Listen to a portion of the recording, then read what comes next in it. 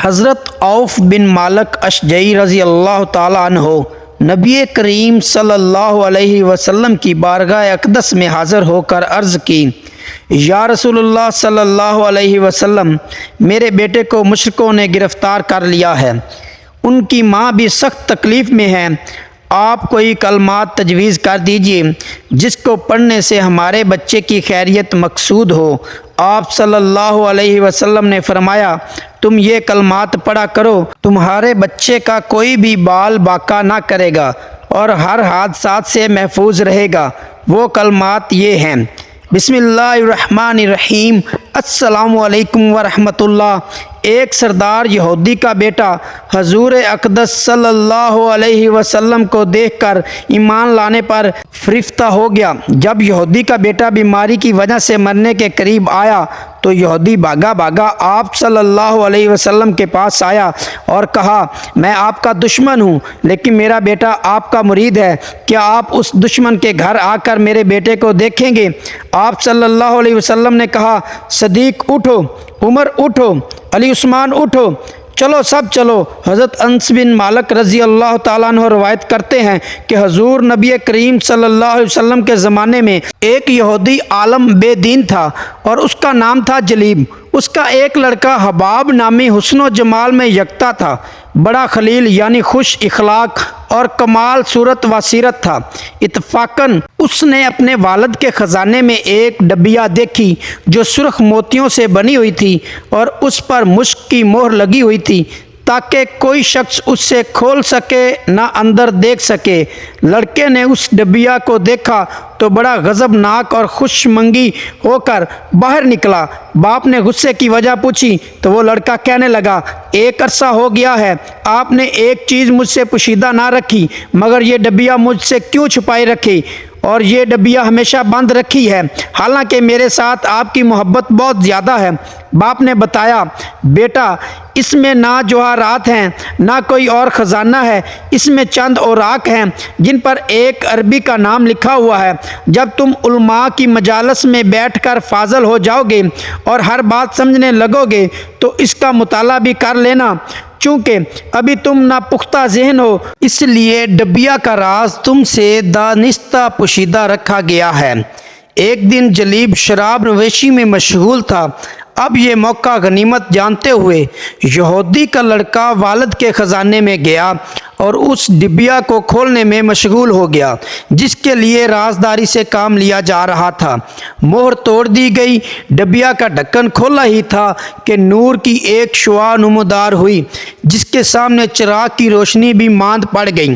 ڈبیا کے اندر دو سفید ورق دکھائی دیے جن پر لا الہ الا اللہ محمد الرسول اللہ لکھا ہوا تھا۔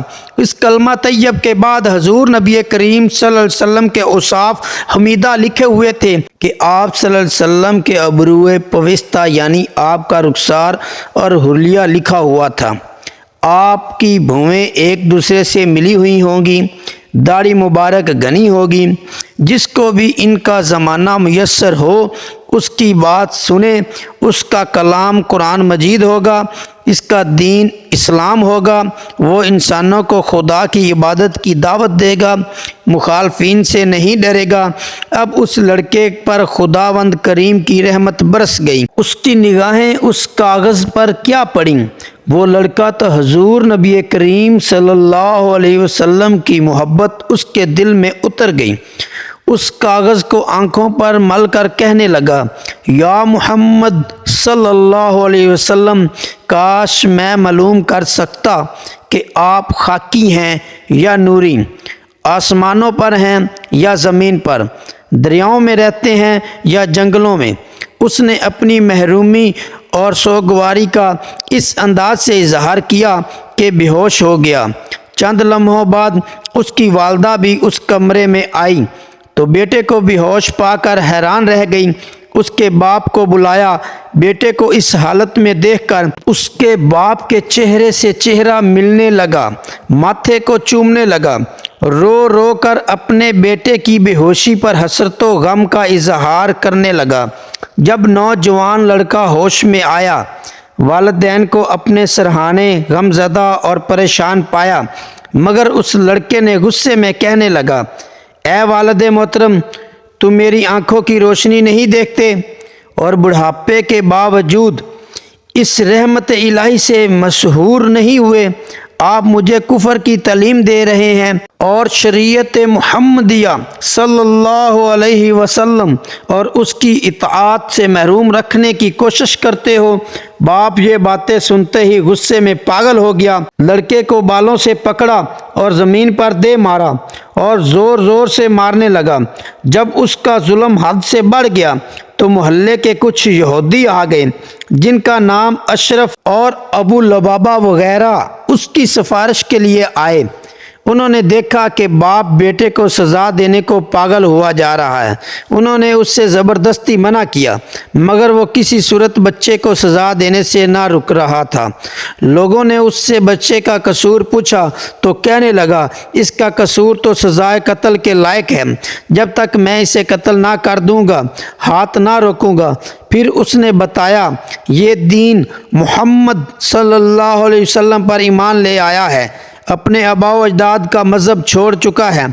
ان لوگوں نے اس بچے کو نصیحت کرنا شروع کی اور کہا، بیٹا تمام لوگ تو ہمارے دین کی تعلیم حاصل کرتے ہیں، لوگ ہماری اتباع کرتے ہیں، لیکن تم رسول خدا صلی اللہ علیہ وسلم کی اتباع میں لگے ہوئے ہو، اسے چھوڑ دو اور اپنے باپ دادا کے دین پر قائم رہو۔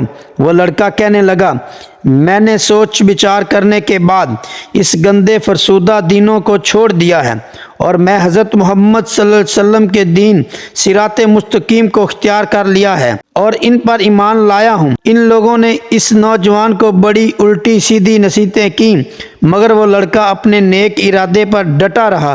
ان یہودیوں نے صلاح بام کر کے یہ سوچا کہ اس لڑکے کو اپنے یہودی مشائخ کے پاس لے جایا جائے تاکہ وہ انہیں سمجھائے۔ جب یہودی مشائخ نے اس لڑکے کو دیکھا تو دیکھتے ہی کہنے لگا، اس کے ماتھے پر مجھے مسلمان کے نبی کی محبت صاف نظر آ رہی ہے، تم اسے لے جاؤ۔ یہودی مشائخ نے کہا، چونکہ یہ لڑکا ناز و نام کا پلا ہوا ہے، زندگی کے مصائب اور تکلیف کا احساس نہیں رکھتا، تب وہ لڑکا ان یہودیوں کے چنگل سے آزاد ہو کر نبی کریم صلی اللہ علیہ وسلم کی خدمت اقدس میں حاضر ہو کر اسلام سے سرفراز ہوا۔ سنن ابو داؤد شریف میں ہے، ایک یہودی نے اپنے بیٹے کو کہا، جاؤ بیٹا سودا لے کر آؤ، تو وہ گیا۔ لڑکا راستے سے گزر رہا تھا کہ اس کی نظر حضور اقدس صلی اللہ علیہ وسلم پر پڑی اور حضور اقدس صلی اللہ علیہ وسلم کی نظر مبارک بھی اس لڑکے پر پڑی۔ وہ لڑکا وہیں بیٹھ گیا اور لڑکے کو وہیں بیٹھے ہوئے کافی دیر ہو گئی۔ ادھر اس لڑکے کا باپ اس کے انتظار میں کبھی گھر کے اندر جاتا کبھی باہر آتا کہ لڑکا کہاں رہ گیا، آیا نہیں۔ ابھی تک اسی انتظار میں سورج غروب ہو گیا اور مغرب کی نماز ہو گئی۔ جب لڑکا شام کو گھر آیا تو باپ نے پوچھا، ارے نادان، اتنی تاخیر کر دی واپس آنے میں؟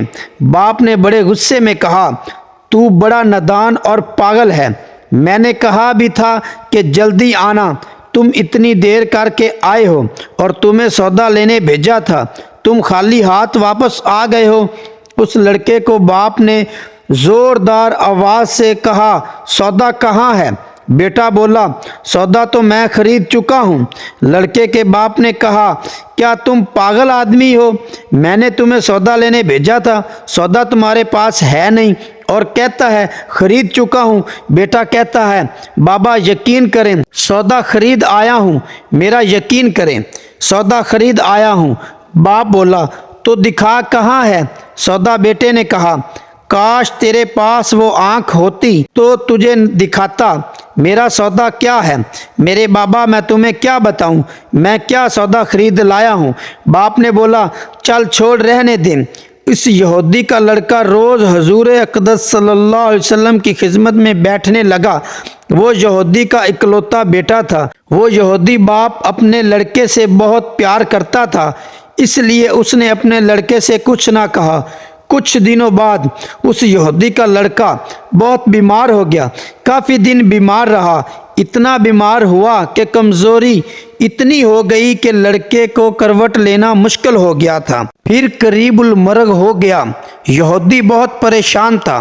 پھر بھاگا بھاگا حضور اقدس صلی اللہ علیہ وسلم کی بارگاہ اقدس میں گیا اور بولا، میں آپ کے پاس آیا ہوں اور آپ تو جانتے ہیں میں یہودی ہوں، مجھے آپ سے کوئی اتفاق نہیں، مگر میرا لڑکا آپ کو دیکھ کر آپ کا ہو گیا ہے اور وہ قریب المرگ ہے، آپ کو رات دن یاد کرتا رہتا ہے۔ کیا ممکن ہے کہ آپ اس دشمن کے گھر آ کر اپنے محسن کو ایک نظر دیکھنا پسند کریں گے؟ کیا یہ میری آرزو پوری ہو جائے گی تاکہ میرا لڑکا مرنے سے پہلے آپ صلی اللہ علیہ وسلم کا دیدار کر لے؟ وہ کسی اور چیز کی آرزو نہیں کر رہا۔ آپ صلی اللہ علیہ وسلم نے یہ نہیں فرمایا کہ میں جاؤں گا یا نہیں جاؤں گا، بلکہ آپ صلی اللہ علیہ وسلم نے ارشاد فرمایا، ابو بکر اٹھو، عمر اٹھو، علی اٹھو، چلیں عثمان اور باقی سب کو بلاؤ، چلیں آپ صلی اللہ علیہ وسلم کے محسن کا دیدار ہم بھی کریں۔ اپنا دیدار اسے دیتے ہیں، آخری لمحہ ہے، آنکھیں بند کرنے سے پہلے اسے ہم کچھ دینا چاہتے ہیں، چلو چلتے ہیں۔ حضور نبی کریم صلی اللہ علیہ وسلم یہودی کے گھر پہنچے تو لڑکے کی آنکھیں بند تھیں۔ حضور اقدس صلی اللہ علیہ وسلم کا سراپا کرم ہی کرم ہے۔ لڑکے کی پیشانی پر آپ صلی اللہ علیہ وسلم نے اپنا دست اقدس رکھا۔ لڑکے کی آنکھیں کھل گئیں، جیسے زندگی لوٹ آئی ہو، جسم میں طاقت آ گئی، ناتوانی میں جوانی آئی، آنکھیں کھلی، رخ مصطفیٰ صلی اللہ علیہ وسلم پر نظر پڑی، ہلکی سی چہرے پر مسکراہٹ آئی، لب کھل گئے، مسکراہٹ پھیل گئی۔ حضور اقدس صلی اللہ علیہ وسلم نے ارشاد فرمایا، بس اب کلمہ پڑھ لو۔ لڑکا اپنے باپ کا منہ تکنے لگا تو وہ یہودی بولا، میرا منہ کیا تکتا ہے؟ محمد ابن عبداللہ صلی اللہ علیہ وسلم جو کہتے ہیں کر لو۔ لڑکا بولا، یا رسول اللہ صلی اللہ علیہ وسلم میرے پاس تو کچھ بھی نہیں۔ آپ صلی اللہ علیہ وسلم نے ارشاد فرمایا، بس تم کلمہ پڑھو، میں جانوں اور جنت تم میرے ہو جاؤ، جنت بھی تو میری ہے، جنت میں لے جانا یہ میرا کام ہے۔ لڑکے نے کلمہ پڑھا، جب اس کے منہ سے نکلا لا الہ الا اللہ محمد الرسول اللہ، روح باہر نکل گئی، کلمے کا نور اندر چلا گیا، آنکھیں بند ہو گئیں، لب خاموش ہوئے۔ اس لڑکے کا باپ وہ یہودی بولا، محمد صلی اللہ علیہ وسلم میں اور آپ دونوں مخالف ہیں، اس لیے یہ لڑکا اب میرا نہیں رہا، اب یہ اسلام کی مقدس امانت ہے۔ کاشانہ نبوت صلی اللہ علیہ وسلم سے اس کا جنازہ اٹھے تب ہی اس کی عزت ہے، لے جاؤ اس کو۔ پھر آپ صلی اللہ علیہ وسلم نے فرمایا، صدیق اٹھاؤ، عمر اٹھاؤ، عثمان آگے بڑھو، بلال آؤ تو صحیح، علی چلو دو کندھا، سب اٹھاؤ۔ اسے حضور اقدس صلی اللہ علیہ وسلم جب یہودی کے گھر سے نکلے تو یہ فرماتے جا رہے تھے، اس اللہ رب العزت کا شکر ہے جس نے میرے صدقے سے اس بندے کو بخش دیا۔ اللہ اکبر، کیا مقام ہوگا اس عاشق کی میت کا جس کو علی، عثمان، ابو بکر صدیق، عمر بن خطاب اور بلال حبشی رضی اللہ تعالیٰ عنہ جیسی مشہور شخصیات کندھا دے کر لے جا رہے ہوں اور آگے آگے حضور اقدس صلی اللہ علیہ وسلم ہوں۔ قبر تیار ہوئی، کفن پہنایا گیا، حضور اقدس صلی اللہ علیہ وسلم قبر کے اندر تشریف لے گئے، قبر میں کھڑے ہوئے اور کافی دیر کھڑے رہے اور پھر اپنے ہاتھوں سے اس عاشق کی میت کو اندر اتارا۔ آپ صلی اللہ علیہ وسلم قبر کے اندر پنجوں کے بل چل رہے تھے، مکمل پاؤں مبارک نہیں رکھ رہے تھے۔ کافی دیر کے بعد آپ صلی اللہ علیہ وسلم قبر سے باہر آئے تو چہرے پر تھوڑی زردی سی چھائی ہوئی تھی، تھکن محسوس ہوئی۔ اللہ غنی، صحابہ کرام عرض کرتے ہیں، حضور صلی اللہ علیہ وسلم یہ کیا ماجرا ہے؟ پہلے تو یہ ارشاد فرمائیں کہ آپ صلی اللہ تعالی علیہ وسلم نے قبر میں پاؤں مبارک مکمل کیوں نہیں رکھا؟ آپ صلی اللہ علیہ وسلم پنجوں کے بل کیوں چلتے رہے؟ تو حضور اقدس صلی اللہ علیہ وسلم نے فرمایا، مجھے جہاں جگہ ملتی میں پنجہ وہیں رکھتا تھا، پاؤں رکھنے کی جگہ نہیں تھی، میں نہیں چاہتا تھا کہ کسی فرشتے کے پاؤں پر میرا پاؤں آ جائے۔ پھر صحابہ کرام رضی اللہ تعالی عنہم نے عرض کیا، آپ صلی اللہ علیہ وسلم قبر کے اندر کیوں گئے؟ ہمیں کہتے ہم چلے جاتے۔ تو سبحان اللہ، کیا خوبصورت جواب دیا کہ میں نے اس لڑکے کو بولا تھا کہ تیری قبر کو جنت بناؤں گا، تو اب اس کی قبر کو جنت بنانے قبر کے اندر چلا گیا تھا، تو پھر حضور اقدس صلی اللہ علیہ وسلم اتنے تھکے ہوئے کیوں ہیں؟ آپ صلی اللہ علیہ وسلم نے فرمایا، اس لیے تھکا ہوا ہوں کہ فرشتے اور حوریں اس عاشق کے دیدار کے لیے آ رہے تھے اور میرے وجود سے لگ لگ کر گزر رہے تھے، ان کی وجہ سے تھک گیا ہوں۔ حضرت انس رضی اللہ تعالیٰ عنہ سے روایت ہے، وہ بیان کرتے ہیں کہ ایک یہودی لڑکا نبی کریم صلی اللہ علیہ وسلم کی خدمت کیا کرتا تھا، وہ بیمار ہو گیا تو آپ صلی اللہ علیہ وسلم اس کی عیادت کے لیے تشریف لائے۔ آپ صلی اللہ علیہ وسلم اس کے سرہانے بیٹھ گئے اور فرمایا، اسلام قبول کر لو۔ اس نے اپنے باپ کی طرف دیکھا جو اس کے پاس ہی تھا، اس نے کہا، ابو القاسم کی اطاعت کرو۔ اس پر اس لڑکے نے اسلام قبول کر لیا۔ اس پر آپ صلی اللہ علیہ وسلم یہ کہتے ہوئے باہر تشریف لے آئے کہ تمام تعریفیں اس ذات کے لیے ہیں جس نے اس کو جہنم سے نجات دے دی۔ ایک مرتبہ حضور اقدس صلی اللہ علیہ وسلم مسجد نبوی میں تشریف فرما تھے۔ حضرت عوف بن مالک اشجعی رضی اللہ تعالی عنہ کے ایک فرزند کو جن کا نام سالم تھا مشرکوں نے گرفتار کر لیا، تو عوف بن مالک رضی اللہ تعالیٰ عنہ بارگاہ رسالت میں حاضر ہوئے اور اپنی مفلسی اور اپنے بیٹے کی سلامتی کی شکایت کرتے ہوئے یہ عرض کیا کہ مشرکوں نے میرے بچے کو گرفتار کر لیا ہے، جس کے صدمے سے اس کی ماں بے حد پریشان ہے، تو اس سلسلے میں اب مجھے کیا کرنا چاہیے؟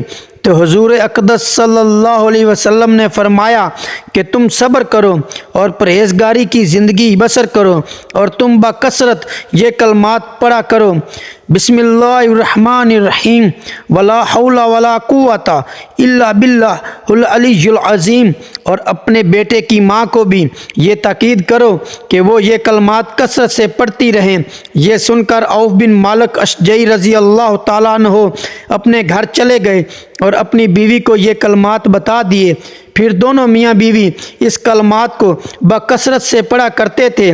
اس کلمات پڑھنے کا اثر یہ ہوا کہ ایک دن مشرکین حضرت سالم کی طرف سے غافل ہو گئے، چنانچہ موقع پا کر حضرت سالم مشرکوں کی قید سے نکل بھاگے اور چلتے وقت مشرکوں کی 4000 بکریاں اور 50 اونٹ کو بھی ہانک کر ساتھ لائے اور اپنے گھر پہنچ کر دروازہ کھٹکھٹایا۔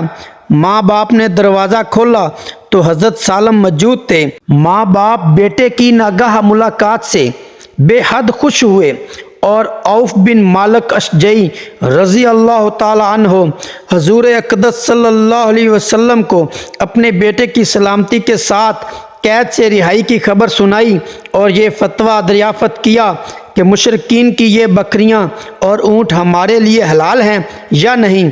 تو حضور اقدس صلی اللہ علیہ وسلم نے ان کو اجازت دے دی کہ وہ اونٹ اور بکریاں جس طرح چاہیں استعمال کریں۔ یہ تھی ان کلمات کی برکات جس کی وجہ سے حضرت سالم بخیریت اپنے گھر پہنچا۔ اللہ تعالیٰ سے دست ادب دعا ہے ہمارے تمام مسلمان بہن بھائیوں کے بچوں کو اللہ پاک اپنے حفظ و ایمان میں رکھے، آمین یا رب العالمین۔ جزاک اللہ خیرا کثیرا۔ السلام علیکم ورحمۃ اللہ۔